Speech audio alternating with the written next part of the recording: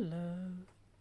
Hi everyone. So this is a short video about just making your notations a bit neater, i.e. writing notes, writing rests, placing accidentals in front of the notes, that sort of thing.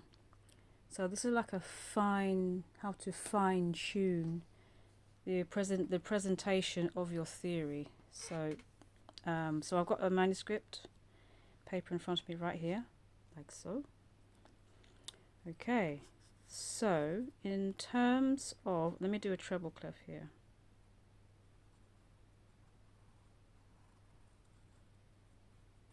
Ooh, yeah. Okay, so in terms of writing your crotchets, now look at the difference between doing it like this. I mean, that's absolutely massive, isn't it? Nothing wrong in it, but it kind of takes too much time to colouring it in. So this is not a colouring exercise. Preferably do your notes almost like a dot size, you know. I mean, you can see the difference between that one. Actually, that's not a very good one. Let's do this one again. I can do better than that, surely. Okay, so that should be at the side like this. Let me do another one here. Here we go. So like a dot size. So that is good enough because you can actually see, if this is a note G, you can actually see the line going through it like that. Okay, and then just put a stem, a wonky stem. Okay, so look at the size of this and look at the size of that. So I prefer you do your notes this size. It does come with practice, especially if you're not accustomed to it, but don't worry about that. You know, when you start your theory, those of you who are beginners, you'll probably end up starting like this anyway. But gradually, as you become more accustomed to drawing your crotchets and even drawing your minims, minim size, this is a good size. Not this. Yeah, that is completely wrong because it covers a whole area. Okay? And then just draw your stem like that. So please minimize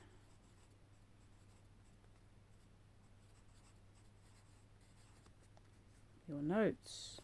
It actually looks a lot better if it's a lot smaller, you know, because you can actually see the space around it. You can see where the note is placed. But if your notes are huge like this, and you know, it's covering the space and the line, yeah, and it doesn't look very good when it's massive, yeah, because you know you don't want sort of moon craters kind of thing, or this, you know, the satellite system, a solar system, should I say? Anyway, minimize your notes. Okay, so that's one thing I'd like to say about that. The next thing I want to talk about are drawing flats and sharps and naturals. Now when you're doing flats, any type of accidental, it has to be specific. You need to place it in front of the note head. So for example, let me do a bass clef this time. Ding, ding. And I'm going to give you this note, which is a C, right? Now I'm going to ask you to write me a C sharp. Now, I've seen all sorts of sharps, okay? I don't want to see something like this. I mean, that is, you can do noughts and crosses in here. I don't want that, okay? So that's wrong. And I've seen people do, let's have another example. Yeah, it doesn't look quite good because it's not straight. Yeah. Preferably do your sharps as straight as possible. Now, watch this. two long thin lines, and when I say thin I mean skinny, yeah? If the note is in a space, make sure you put that box in the same space. Now look at the difference between this one, and this one. Yeah, it's very specific. You can see this box part here needs to be in the same space as this note. Okay, here's what you don't do. You don't put the note there and then put the sharp up here. Like, what's the sharp doing up here? The note's here. Yeah, I've seen many people do this, and you know it, and I've done a lot of corrections, hence the reason why I'm doing this video. And you don't put a note down here and put the sharp up here. The note, let me see, we're in the bass clef. The note is B and the sharp is all the way up in the G area. Yeah, that is wrong. That is wrong. Okay, this is the correct one, the correct way of doing it. Have a look at that. Too big, not straight, in the wrong place, and definitely in the wrong place. This is the correct place. Okay, so I'm going to draw this B again, and you're going to see where I'm putting the sharp. So put it long enough so you can, you know, so that this line will go through the box. So you just draw the box around it. Watch this. You see? Now look at this one. The box is in the space because the note is in the space. Over here, the line is going through the box of the sharp because the line is going through the note. So you have to place the accidental exactly where the note head is. Okay, so this is the sharp side. Okay, I hope that's clear for everybody. Now, actually, let me just name this. This is the sharps. Okay. Now we're going to deal with the flats. Okay, so let me see. Let's go back to treble again. Okay, it's a bit long, isn't it? Now, when you're doing flats in music, you don't do like a letter of the alphabet B. You don't do that. Okay, musical flats are triangular like that. Have a look at the difference.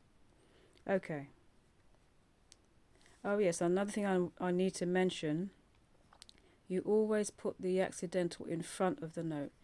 You never put it after the note. So if I'm just going to do an example here. You never do this.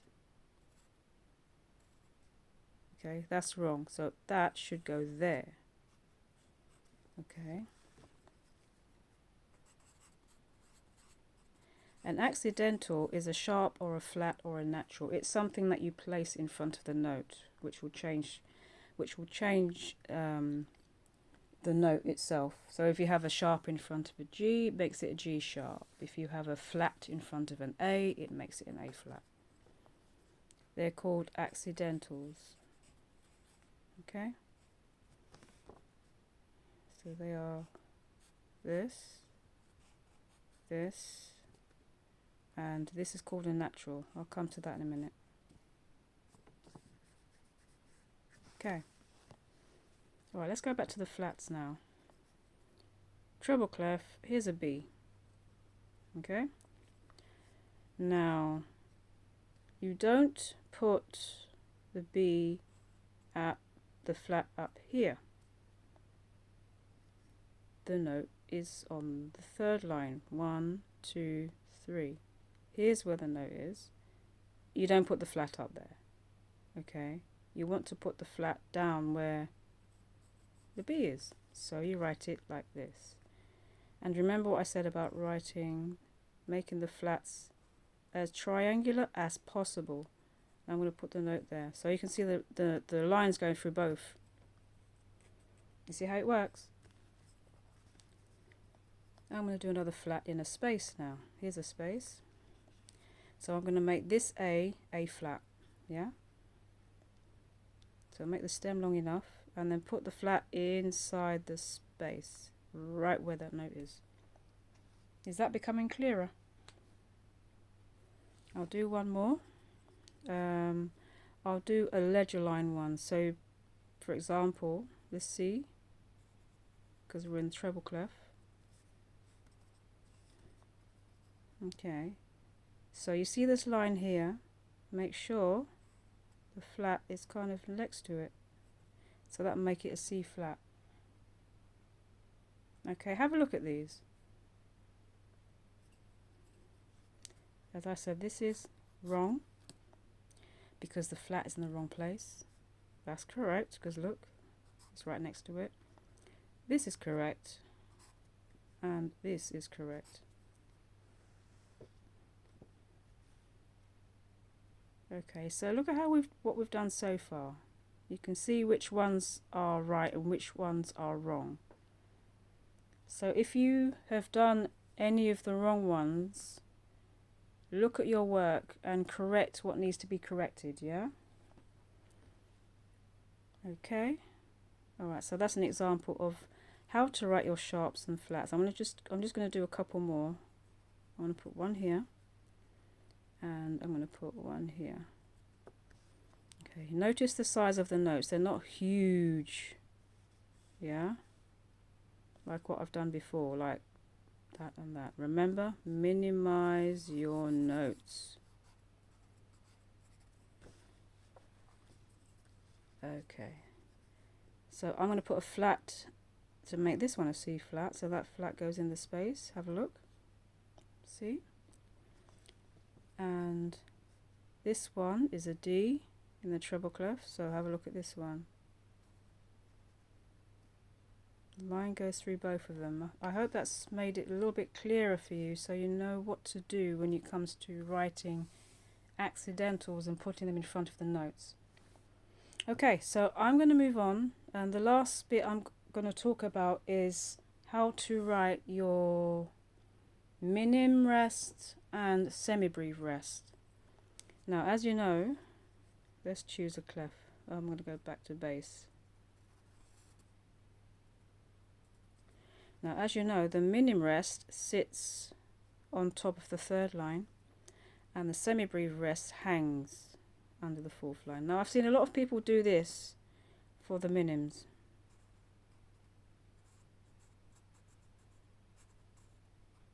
Now, to me, that looks like a skyscraper. Okay, do not do it that large. You can literally make it a line like this.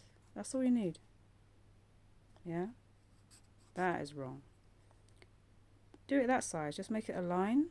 You'll easily see it. You don't need to make it into a high tower. Okay, and also this, okay, so this is the minim. As you know, it's 2 beats, yeah? 2 beats. Okay. The semibreve, which hangs underneath, just again, it's like the opposite of this one. Hang it underneath. Just a line. A little line like that. Okay. And that's a semibreve rest, which is 4 counts. Et voila. Okay. Sitting on top of the third line, hanging underneath the fourth line. And make them, you know, just like making them in like an extra line on top of this. Okay. I'm going to put do not draw blocks like this. Yeah. And again with everything else, it comes with practice. You will get used to it. Do not draw blocks.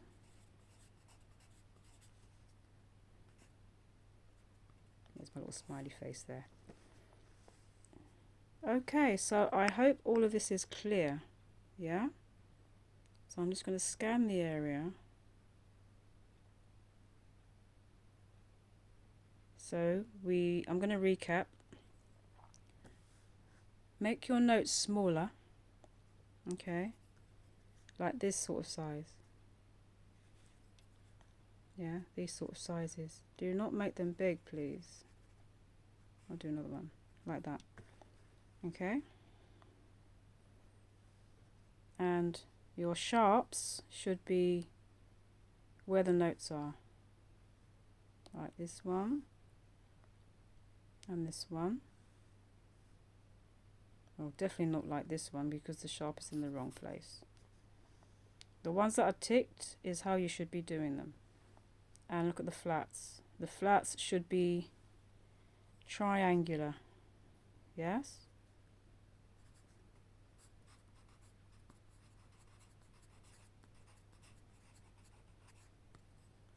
Yeah, and not like the alphabet B. You don't do it like that.